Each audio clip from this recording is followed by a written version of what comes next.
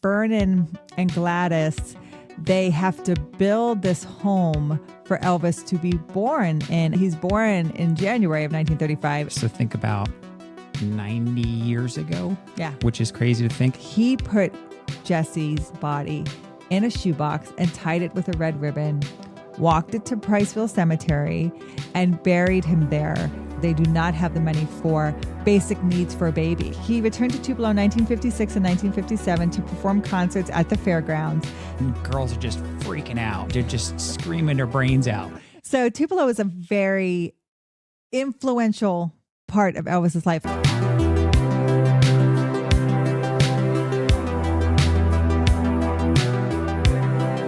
Welcome to Talk with History.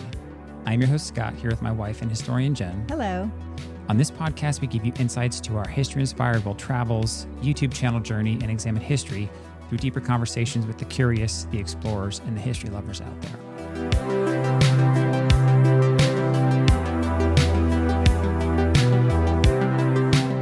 Now, Jen, we got just a quick shout out today. We have a new member over on historyroadtrip.com. That's where if you want to support the podcast directly, you can go over there, do an annual thing. We do have some occasional exclusive content that we're trying to put over at the History Road Trip. We're trying to build that kind of newsletter and site up where we're going to have more maps, links, things like that. So as well as podcast show notes in these podcast episodes, we put a little bit more. I'm trying to put a little bit more. We'll do the occasional History After Dark exclusive podcast episodes over there. We have one that actually we want to do on Elvis and all of his supposed lovers. So if you want to hear that in the future, that is not a podcast episode that we put here on the main feed of Talk With History, but we would put it over on History After Dark. And we actually already have one of our first ones over there. So we'll get around to that eventually, but we want to shout out Christy Coates. She recently became an annual member over there. So Christy, we really appreciate your support. And I was chatting with her in the Substack app because that's what I use for our newsletter. And it's just fun for our members to go over there for us to be able to interact with them. So yeah, thank you very much. All that support goes right back into supporting our travels, our trips, the gas, and all those things, ticket prices. So everything that is given to us goes right back into the show. So we're so grateful for all the support. Yeah. So thank you so much. If you want to check that out and see what we have over there, that is thehistoryroadtrip.com.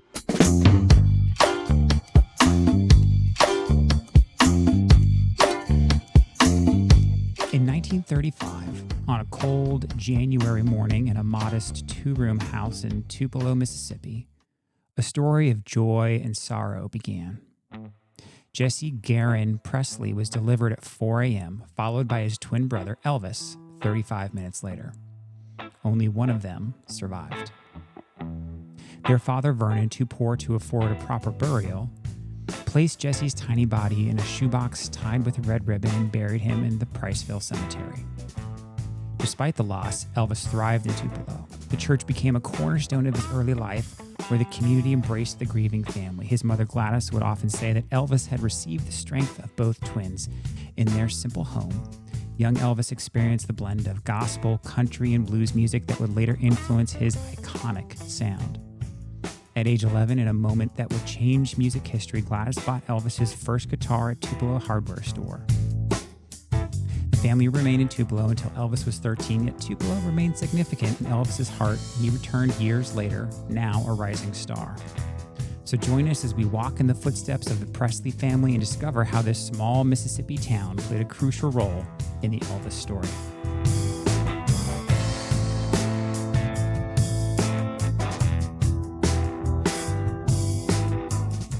All right, Jen. Elvis, always a popular topic here on the Walk with History, Talk with History channel. So we live not too far away from Elvis's hometown, original hometown of Tupelo, Mississippi. Yeah, so Tupelo is about an hour and a half from Memphis. It's kind of in the center of Mississippi, south center Mississippi. And Elvis always remembered his roots and where he came from. And Tupelo is where he came from, this small rural community.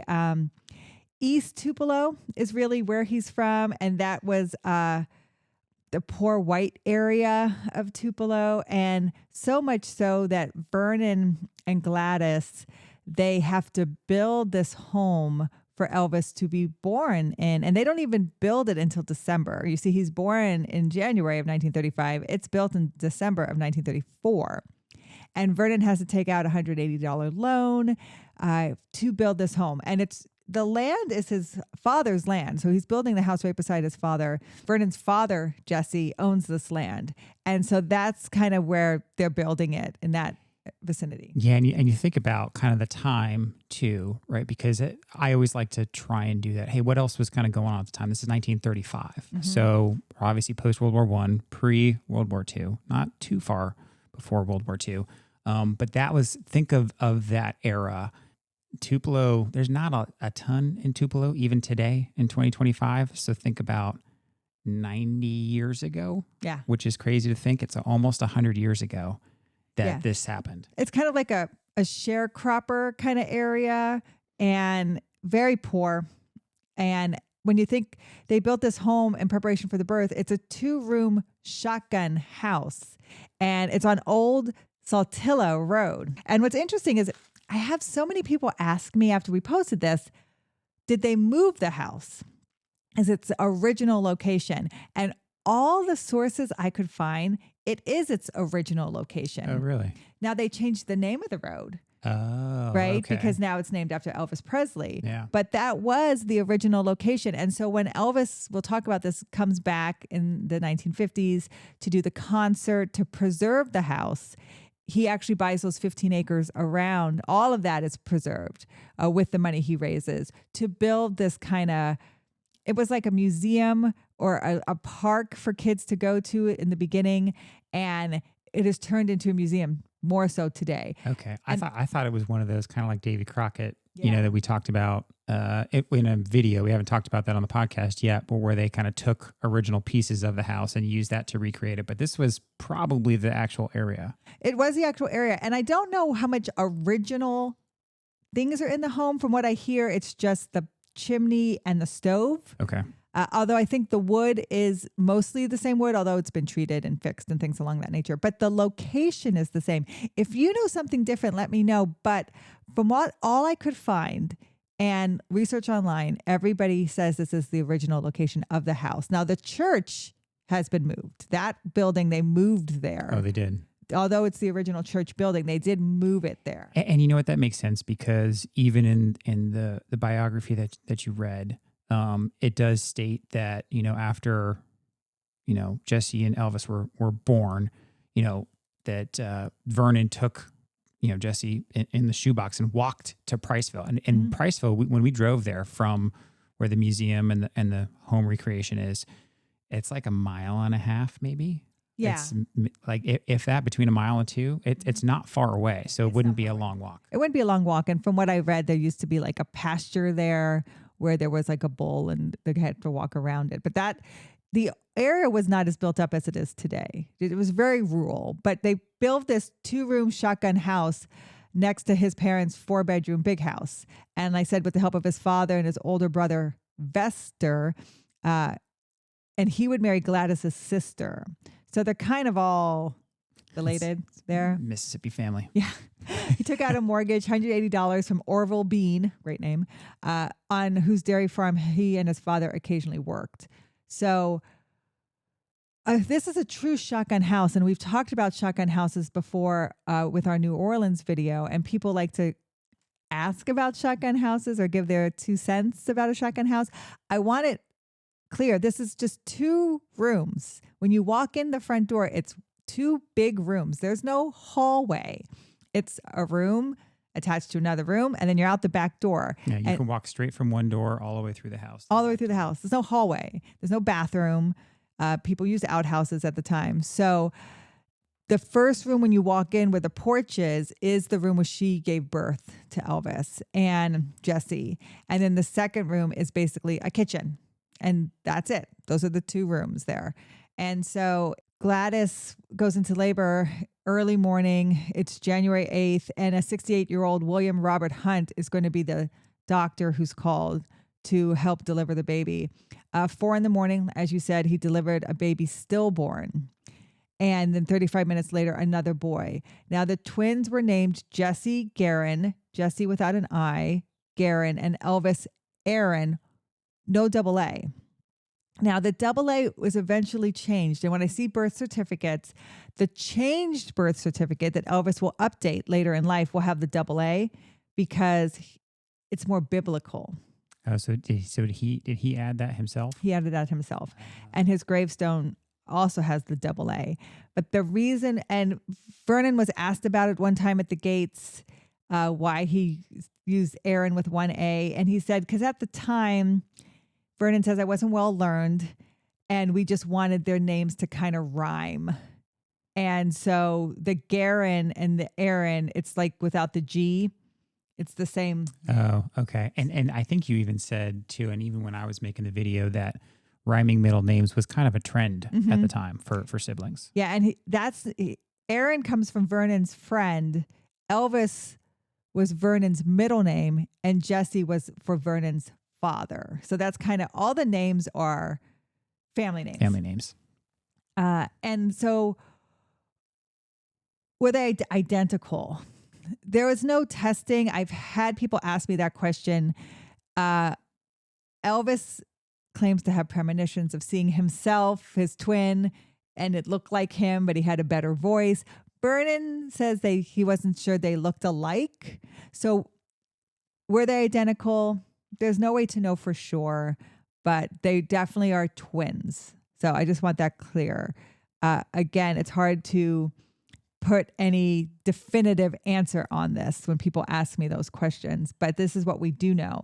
Now, we do know that per the commercial appeal, per couple news articles, Vernon says he put Jesse's body in a shoebox and tied it with a red ribbon, walked it to Priceville Cemetery, and buried him there in an unmarked grave. But there is a Presley family plot there, and he says he buried it in the corner of the Presley family plot. And I think it must have been his relatives that I think there was they were buried in the 20s or something like that. So there's one relative who died before Jesse, and that is a grandmother, I think. Yeah. And so beside her, there's an aunt and an uncle who are buried there now, but if you look at the dates, that's after Jesse. So when people give that benchmark, like Jesse's buried beside his aunt and his uncle, they would not have been there when Jesse was buried. So you do have conflicting stories. Vernon says a corner of Priceville Memorial Park. Then he says a corner of the family plot. No, so for sure, I would say only Vernon really knows, and Gladys really knew, and Elvis really knew. And it's not like, if you see in our video, there's not a ton of Presley graves there. It's not a huge family plot. So okay, so you don't know the exact location, but within probably 10 square feet, you can probably say he was buried in this area. Yes. And why, and I the other questions I get is, why wasn't Jesse moved? So why wasn't Jesse moved when Graceland becomes a burial location for Elvis, and then his mother is moved there, and then when Elvis's grandmother dies, she's buried there. When Elvis's father dies, he's buried there. And my best assumption as a historian, because I can't ask Vernon why he didn't move, or Elvis why he didn't move Jesse, is because there was nothing really to move. By the time Elvis passes away at 42 in the 70s, Jesse had been buried all that time in a cardboard box. And by that time, the deterioration, there would not be much to find or to move. Yeah. So I actually, while I was making the video, I thought about that, and I looked it up online, and I just, not a historian, right? But I kind of did a little bit of internet sleuthing and just kind of Googled, hey, how long would it take for a body to dissolve that's not in a casket? And I think it said maybe 10 years, right? So think about, that's probably an adult. Now, maybe it's a little longer, maybe it's a little less, right? Whatever. But 40 years for a stillborn infant, probably nothing that the Presley family in the 70s is going to be able to find. Yeah, And that's in a casket. Like he's buried in a cardboard box, which I think would deteriorate faster than a body. Yeah. So I would believe they didn't want to disturb that area. They didn't want to even look for what could still be there. And they just wanted to, if you go to Graceland today, there's a memorial marker to Jesse. And then if you go to Priceville, if you watch our video, there's a marker to Jesse where they believe the general location where he is buried as well. I've gotten some criticism about this story because people are mad that I go in search of Jesse's story. And they're mad that because Jesse doesn't have a story because he was stillborn. Well, and part of it too was the title of the video is the forgotten story, or, the forgotten twin brother or something like that. And,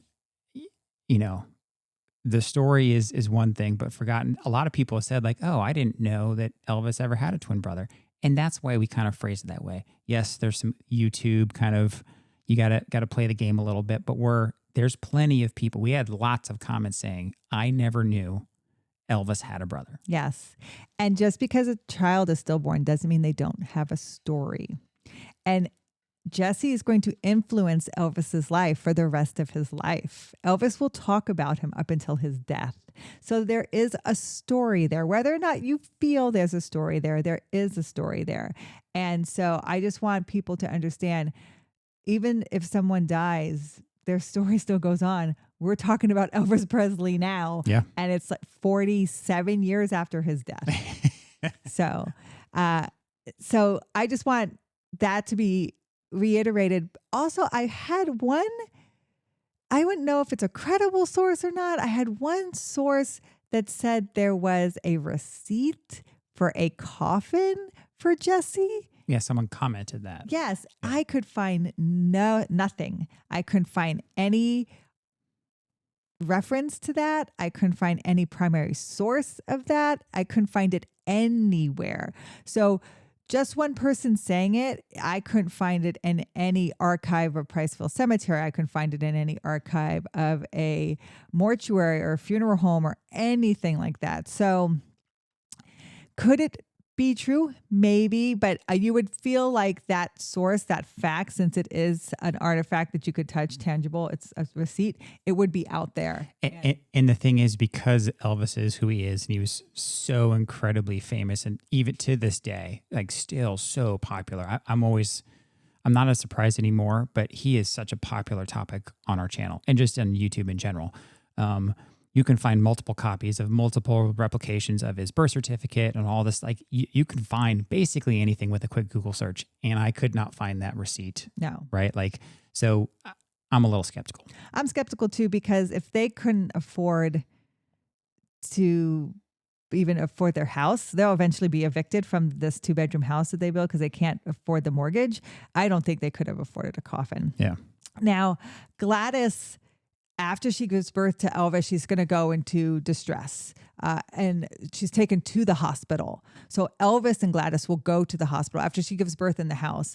And it's at the hospital that to save her life. Gladys is never able to have another child. So that's why Elvis will forever be an only child. And then the doctor's $15 fee is paid by welfare. So they can't even afford that money. Wow. Now, we talk about the church. When we go to this location in Tupelo, they have moved the Assembly of God Church there. And that church is going to be very influential in Elvis's life, because this is where he's going to, when he gets his first guitar, learn how to play the guitar. And music is such an influence on him. And the way that it's Assembly of God, so it's Pentecostal, so the way you kind of move to the music and you can feel the Holy Spirit through you is also influential in Elvis Presley.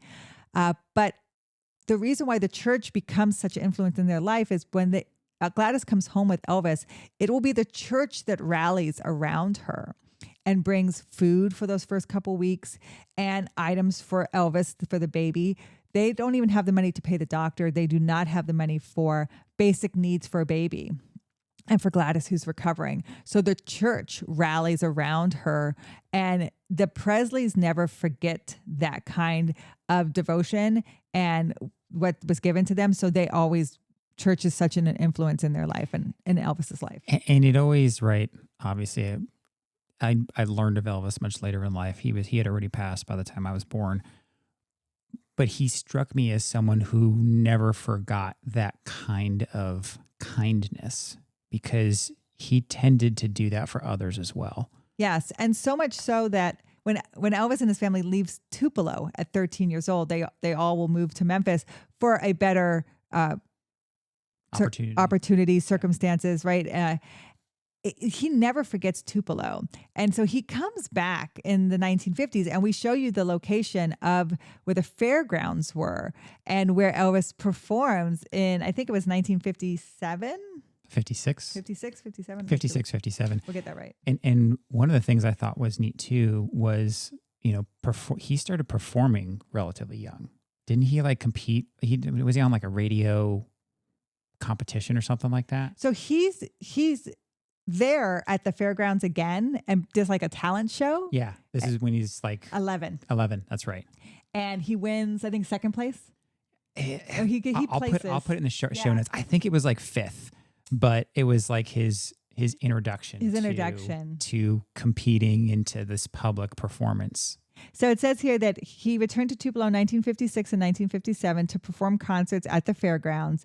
That he donated the proceeds from the 1957 concert to the city of Tupelo to start a park in the East Tupelo area. And that's when the city purchased the 15 acres to include the house where Elvis was born. So he did so much of that. It was like he came there, performed in Tupelo, very famous picture. The statue is in reminiscence of the very famous picture of him reaching out to the crowd. And they got the entire thing on tape. Yeah.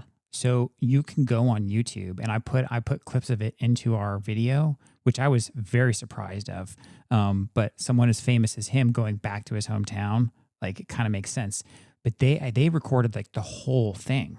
Yes, and so he's in the black outfit. It's a very famous early concert of Elvis. I think it was actually like a dark blue. Oh, but it looks black and white. I look because it's black and white, but I looked it up. What he was wearing was actually a gift from like some other celebrity. It was some like suit, some like kind of like blue, not like suede, but that kind of that ish material. But it was like this dark blue, but it's super iconic pose. And if you like go watch our video, because you'll see it in the video, like when he's kind of doing that reaching down to girls, and girls are just freaking out. Yeah. Right? They're just screaming their brains out. And I just watching that was so neat because here he is like in his prime. This is prime Elvis. 57. Like he's skyrocketing to the top of everything. And here he comes back to Tupelo, Mississippi, his hometown, and gives this kind of benefit concert. It's really neat to see. And so I think he always appreciated his roots. Yeah. And he wanted that to be a place where kids could go, and like it was supposed to be like a community center at first. It's grown into a museum now, but it definitely with the 15 acres is like a park, so people can go and walk around it. It's still a park today. It's kind of like a trail and they have a walking water trail. feature. They have like right out front of the home. I'll call it a recreation. Out front of the home recreation, they have like a little marker for like each year that he was there, and they kind of call out like a significant event where he started going to church or he started playing the guitar because his mom bought it for him for like $7 or something like that. Yeah, so we'll talk about that. We'll talk about that next. But I wanted to, because we're going to talk about the Tupelo hardware store, and we go there. But just know if you go to Tupelo, this is in East Tupelo. Tupelo is not very big. So this is going to be on the east side of Tupelo. Then as you get to the center of the city, the fairgrounds right in the middle is now like a big park in front of like the city hall. Yeah. And that's where the Elvis statue is. You're going to see it. You're like, oh my gosh, it's kind of right in the middle of the grassy area.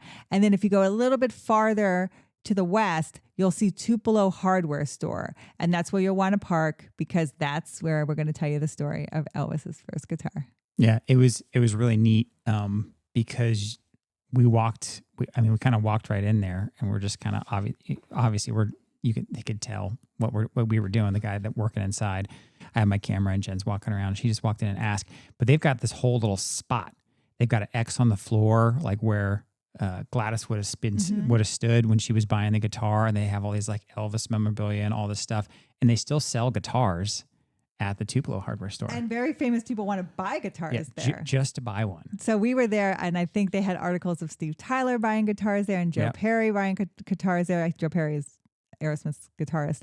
But in 1946, so 11-year-old, he's going to be 11 years old, Elvis and his mother went to Tupelo hardware store, and Elvis wanted to purchase a .22 caliber rifle. So she buys him a guitar And instead. Gladys persuaded Elvis wow. to look at the guitars, which the store allowed him to try out. And he decided he wanted the guitar, which his mother purchased for him, and his pastor taught him how to play. Elvis could also often be seen around town playing his guitar. And then you can stand on the X where he actually purchased the guitar. They still have pictures of what that guitar looked like, because they don't have the original guitar anymore, but they have what those guitars look like. And then they sell guitars there. But it's a wonderful place to visit. And like I said, they love to tell the story there, and you can stand there, be a part of American history. And the gentleman inside, I can't remember his name off the top of my head. I may have written it down. He was more than willing to chat about Elvis and all that stuff. And he's talking about how whenever he travels somewhere and he tells people he's from Tupelo, like the immediate association is Elvis. And so it was really fun to just kind of go in and talk to him and look around. And actually there's some fun little shops, like dessert place, coffee place. Yeah, there was good places to eat. Not too far. And there was a little playground there for our kids to play in. Yeah, in the park. So in 1945 was when Elvis made his first public radio broadcast. At 10 years old, he stood on a chair and sang Old Shep, a young talent contest for the Mississippi-Alabama Fair and Dairy Show. So that was his first radio broadcast. So that was his first, and I'm pretty sure he plays fifth. I'll put a note, a text call out when I edit this video. I'll look it up. So Tupelo is a very influential part of Elvis's life, so much so that his granddaughter Riley has named her daughter Tupelo. So his great granddaughter. His great granddaughter is named Tupelo. Now, I got a lot of information from this book. I want to make sure people know it's called The Last Train to Memphis, The Rise of Elvis Presley. So it's basically Elvis's life as he goes to Memphis, and it's by Peter Guralnick. It's a great book. That's what I use for reference for most of this research. It's all there waiting for you. I want you to know, like I said, that Elvis talked about his twin up until the end of his life, had dreams about Jesse. His mother's belief was that when one twin died, the other got all the strength of both. And Vernon always said that the only child we need, that they got the only child they need. So he was always, he wanted to reinforce their satisfaction with being, and him being an only child. Elvis, when he had his dreams about his brother, he would say, I'll tell you something, Jesse had a better voice than me. And that's one thing, because Elvis is such, this video is doing way better than average on our channel. And there's so many people that watch it and they comment, and everybody's an Elvis expert. But, a lot of people say, oh, Jesse was never forgotten. Well, and we specifically state that because Elvis did talk about his brother relatively often. And so did Gladys. But there are plenty of people who didn't ever know today, that he had a brother. As much as people know this, usually they're Elvis fans. And there are people who are like us who love Elvis but don't know a lot about his life, who wouldn't know about Jesse. Another thing that's influential is Uncle Jesse on Full House is named for Jesse. Oh, I didn't know that. Presley. And so much so that he doesn't have an I in his name. Ah. And if you go to Graceland, it's going to be, you're going to have an iPad with you, and it's going to be, John Stamos is the host of the tour. Yeah. And so because he did love Elvis, he almost kind of portrays him a little in Full House, and his name is Jesse after Elvis's brother. Cool. He's the one who will give you the tour of Graceland via the iPad and everything. So just some pulp culture that Jesse does influence today, as much as people may not know or know much about his short life, but his story does exist, and it's out there for you. Yeah, and this video and this podcast was focused on those first 13 years. We've got other videos and podcasts about Elvis in his later years, so we encourage you guys to go check those out. I'll link them down below.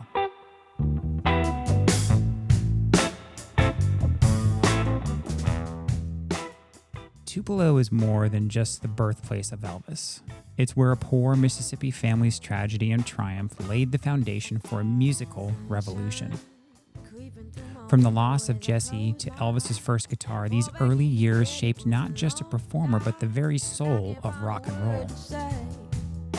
The humble two-room house where Elvis took his first breath still stands today, proof that the greatest stories often have the simplest beginnings. And while Elvis left Tupelo for Memphis at 13, the spirit of the small Mississippi town, its music, its faith, and its heart never left him. The next time you hear an Elvis song, remember Tupelo. Remember the twin who never was, the mother who believed her son carried the strength of two, and the little hardware store where a $7.75 guitar changed music history forever.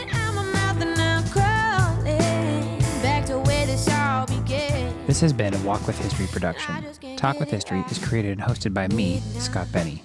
Episode researched by Jennifer Benny. Check out the show notes for links and references mentioned in this episode. Talk with History is supported by our fans at thehistoryroadtrip.com. Our eternal thanks go out to those providing funding to help keep us going. Thank you to Doug McLiberty, Larry Myers, Patrick Benny, Dale Cooper, and Christy Coates.